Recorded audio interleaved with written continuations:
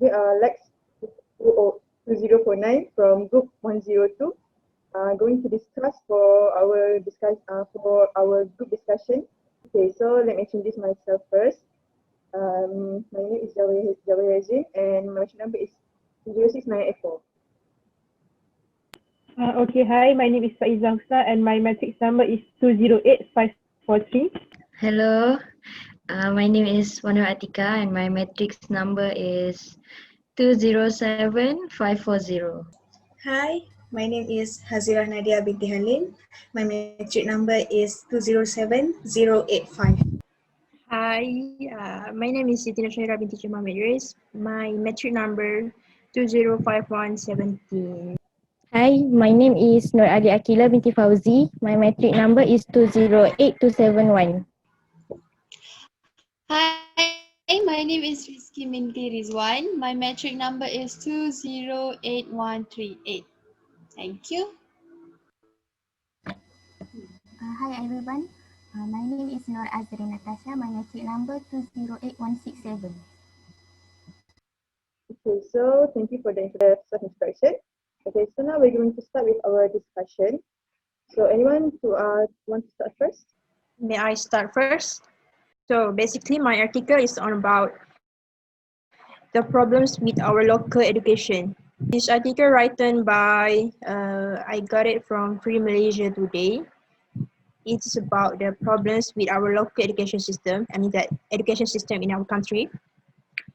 So basically this article is about how our education in our country work on, the system of every important subjects such as reading, mathematics and science. So this is the pro and cons in our education system in Malaysia. So the first one is square pegs in round holes. The education system running for the past decades did not take into consideration the different kinds of intelligence that children can have. So the second one is overworked teachers. Means teachers have a lot of work to do other than teaching, promoting an atmosphere of fear.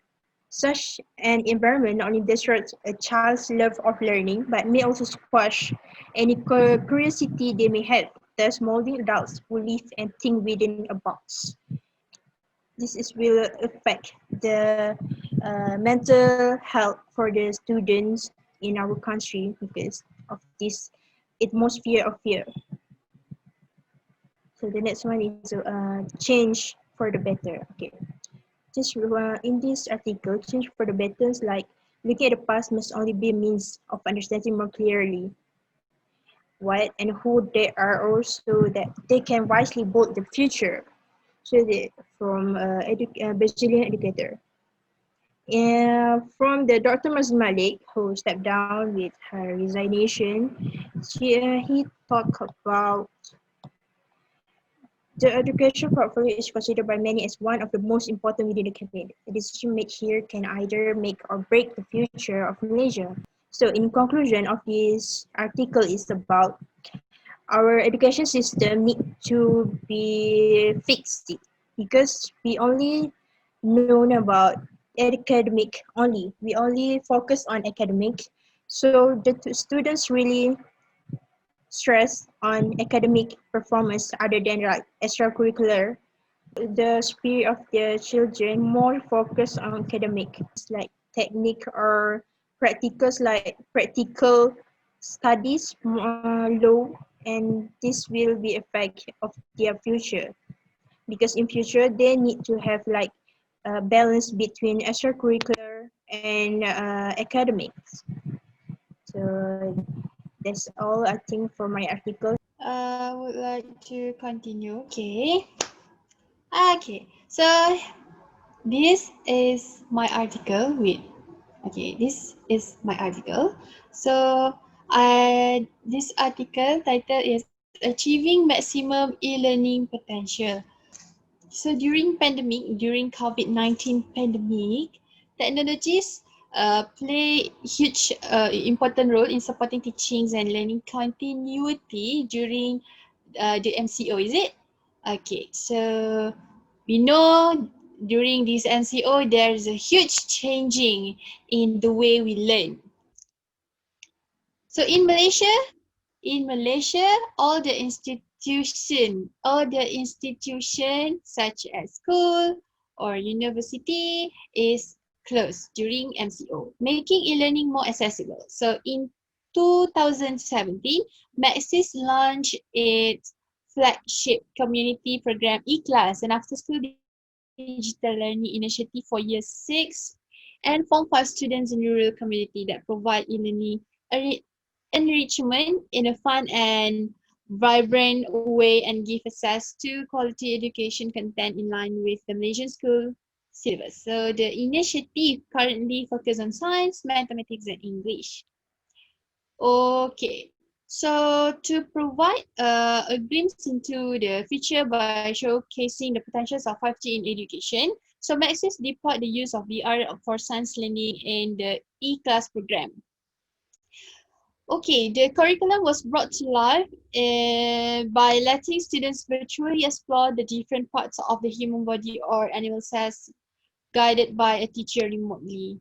So the students were equipped with a VR headset complete with a unique student-friendly interface, gesture control, embedded educational resource, and then simple-to-use teacher control. The VR experience powered by 5G gives students a close look at various elements in the topic. So to conclude that the Maxis, they provide 5G internet and also VR for the student in rural areas so that all of them, include the teacher, can deliver the knowledge and the student can gain the knowledge in a very easy way using this technology. So basically, we are moving to tech savvy world like that. Okay, so I think that's all from me.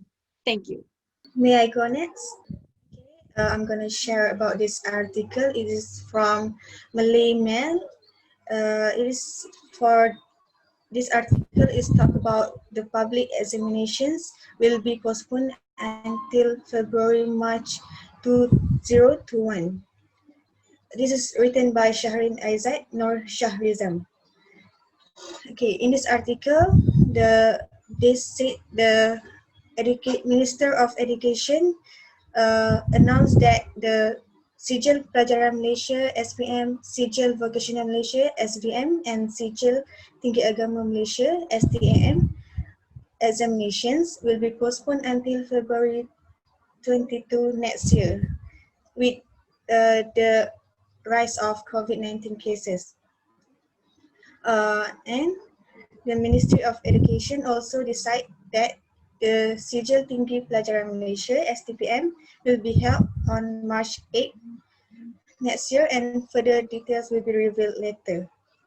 Okay, I think this article is suitable to include in this news because with this announcement, students will be able to study more about their examinations and can get flying colors for their examination results. I think that's all for me. Yeah, I would like to go next. So the article that I choose title is Advantages and Disadvantages of Online Learning. It was written by Priyanka Gautam, and I got the article from e-learning industry.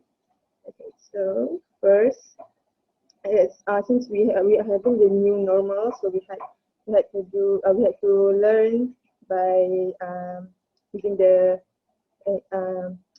virtual learning.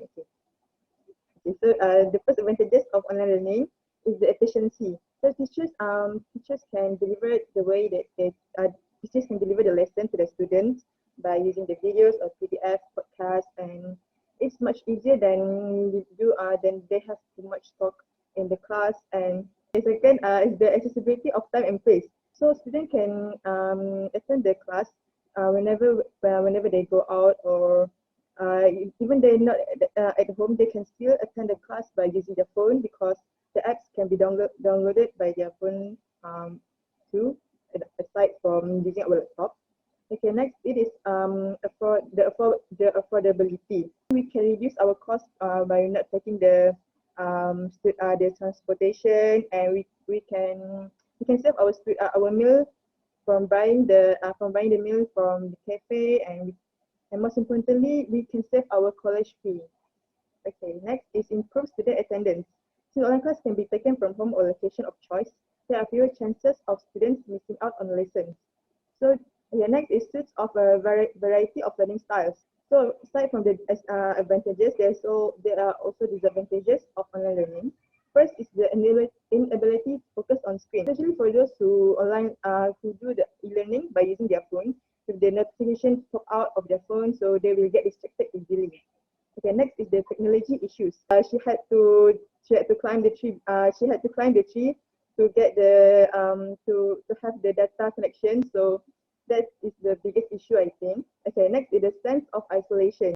When we do online class, we are being shy to talk to the lecturers, and we can even make friends since this is our first year. So I think that is one of the okay. So the fourth one is the teacher training. Okay, next is the managed screen time. Many parents are concerned about the health hazards of having their children spend so many hours staring at a screen. This increase in screen time is one of the biggest concerns and disadvantages of online learning. Sometimes students also develop bad posture and other physical problems due to staying hunched in front of screen. To manage the screen time, when we having a lot of time to face our screen, so I think that affect a lot of our health, and most importantly, like our eyes, and that it can damage our eyes. Okay, the reason that I choose this article is because for the advantages first, we can in the future we can encourage parents to allow their children go from their traditional learning to the new technology learning. By they can do online class, they can do online learning from home. And the disadvantage is that I want to tell a lot of people that the students are having a lot of difficulties in this online learning, but some of them are not understand what are we facing right now. So okay, that's all from me. Okay, I would like to go next. I will share my article, which is about changing grading practice from new Straits time. So this article shares with us the opinion of lecturers from some universities about how they assess students during this online learning distance. So for example here, Professor Dr. Dorothy from University Malaya said, with online learning, evaluating students' performance would need a different approach. Formatting assessment can include, for instance, students developing strategies for problem solving, and also creating content through posters and videos, and summarizing what they have learned about, and then to check whether students understand and are not merely copying the answer from somewhere. Students should learn to justify opinions and defend arguments, and will require them to use their higher order thinking skills. For example here, she have asked the students to summarize papers they read in the form of an infographic. And the next example is from Dr. Diana from University Malaysia Pahang, said instructor would have to change their assessment strategies. In an open-ended question, there is no truly right or wrong answer. It stands on the justification given by the person answering the assessment. She said instructor would need to be open-minded and see whether the answer could be applied in that particular situation and must not be based strictly on a paper scheme. And lastly, the example from Professor Dr. Aida Suraya from University Putra Malaysia said it will be more challenging for instructor to develop question with answer that one could not easily find in books or on the web.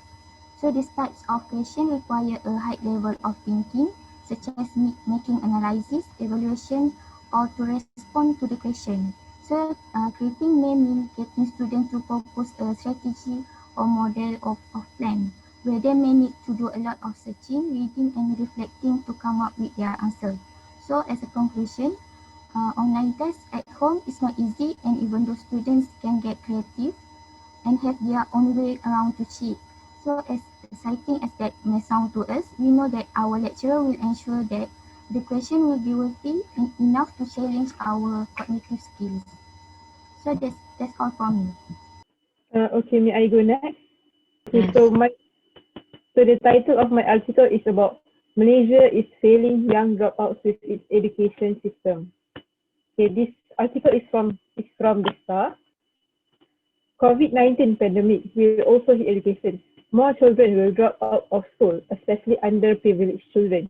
The difficulty of continuing education online for some during the pandemic triggered lockdown was highlighted by Sabah student Viviana Muslimin, who had to climb a tree for better internet access to sit for a college exam. Dropping out of school has severe consequences, maybe even affecting crime rate. It is critical this long overlooked problem be given due attention in Malaysia. More data is urgently needed. In 2011 alone, 20,000 children dropped out of school before completing their upper secondary level exam. Children who drop out typically came from the lowest income group, dysfunctional families, and unsafe or violent environments, as seen by Milestone Foundation, one of rare organizations working with young dropouts. Okay, so this article shares the data about dropouts. The number here is really unexpected. In 2011 alone, 20,000 children dropped out before they have their SCM. And you can see it is stated that only 87% of students nationwide continued on to secondary school compared to South Korea, where 99.6% go to secondary education. This topic is this is a tragedy because education is a stepping stone out of poverty. If the students cannot go to secondary school, they cannot go to universities, and with that, it is hard for them to find a proper job that can fit their families. And the most concern is that they could result to doing crimes such as stealing, pickpocketing to gain money. So this article also shares several NGOs that is dedicated to help those dropout students for them to go back to school. And that's it. Thank you. I would like to go next. So my news is about the lost generation danger, and this is from Malaysia Today. We can already know what the news is going to be about, and for since COVID-19 movement restrictions, our schools closure can put the future of our generation at risk if the authorities or the government fail to make efforts in order to prevent the disruption of our education system. And not to mention that flood season, which is around this month, December, is also has been one of the main reason of this possible danger that can happen to our generation. So with the online lessons nowadays, students who are experiencing with the flood or who are affected by the flood may or may not face with the lack of network connectivity at their flood relief center, thus it will further pushing back their education year. So flood and also with the lack of internet connectivity can also affect on our young generation nowadays. So it is clear that the authorities need to come up with solutions either by setting up hotspots mainly at the community center or at the B40 localities and flood relief centers, so that the students from those places can gain benefit from it for their studies. And also second, the authorities can also deploy like mental health experts to support our teachers and also students, because this is actually a great concern, as we know that many are actually affected by the either mentally or physically during this MCO. So mental health experts are very much needed to aid our teachers and also students. And so from this, it is feared that if the authorities do not come out with a strong and serious action plan, those students are at risk of those students' futures are at the risk of uncertainty, and it is also risking the country future, our country future, as we all know that as these younger generations are the one that will be handling the country in the future. So yes, it is very much affected. So there is a word that we should put in mind our mind into, that is that if the schools or our education system stay shut in about 10 years, we will probably find a lot of dysfunctional people growing up in these shut schools, because if these schools stay shut, then these students will not have a very great education, that it will also affect on how they will be living their life in the future. So this somehow will endangers the education system that our Malaysians should be enjoying without any constraint. So therefore, summary for this news is that it is this the shutdown of the schools during this NGO is a very great concern to the educationists who are, because it will affect our generation in the future. Okay, that's all from me. Thank you. I will go next. So my article is titled Conditional Offers for Higher Education.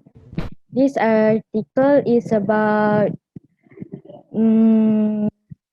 conditional offers that will be given next year on track records of student learning achievements and academic progression. This conditional offer is mainly for the forecast result, or teachers will predict the result of student nearly accurate to what students should get to be accepted as requirement for below university colleges by next year. This happens if exam results are delayed due to COVID-19 crisis. After much discussion about transferring students overseas, the MQA or Malaysian Qualification Agencies allow forecast result to be accepted even though it was stopped since 2014, when the ministry issued circular reminding private tertiary institutions that forecast result could not be used for enrollment into pre-university programs. That's all from me. Thank you. Okay, so let's vote for the articles to be put in our section. Okay, so want to vote first? I vote for JAWAHIR article about the e-learning. I totally agree with that article because it's really, really meaningful for us right now, because everything we need to learn through the through internet, through online. So it's really a good article to put on this section of education. I vote for ATIKAH's article about lost generation danger, which about future of student at risk due to school closure and flood and so on. I vote for Jawahir article because I think nowadays the because the article is straight to the point and it said the online advantage and disadvantage that we can get from it. So that's all. I would like to vote for. I would like to vote Jawahir and Atika as a article because your article got a lot of information that we can use in our publication in the future, right? So yeah. Yes, actually, I also agree to put mine in our section because as I said, the news is about it talks about the future of our generation. So I think it is important for us to put in our section so that students can get more awareness from this news. I would like to vote for Jawahir's article because it states the advantages and disadvantages of e-learning. So the students will not look at the bad sides only for the e-learning. There are also the good of the e-learning. Okay, that's all. I vote for Atikah's and Jawahir's article as well because I think that on this article we could see that the difference between the privileged and underprivileged. It's like with online learning, it's hard to tell if it is effective or not. The effectiveness of online learning really depends on ourselves, our background, like the technology, internet connection, and how we like to study ourselves. Some people cannot study with people, some people cannot study without people. So this article is really good. And Atikah's article was also good because it states the dangers if this pandemic is ongoing without education. Because what will happen to our future generation? That's all. Okay, I agree with mine and Atika. For Atika, I think it is really important because I can see that with this pandemic, I can see that in my neighborhood, the children will not study anymore. So yeah, I think that is a lot of things. Okay, so I think everyone has voted. Okay, so we have come to end of the discussion, and the two news that we're going to put in our section is mine, which is e-learning, and Atika, lost generation danger. So that's it. See you guys soon. Bye.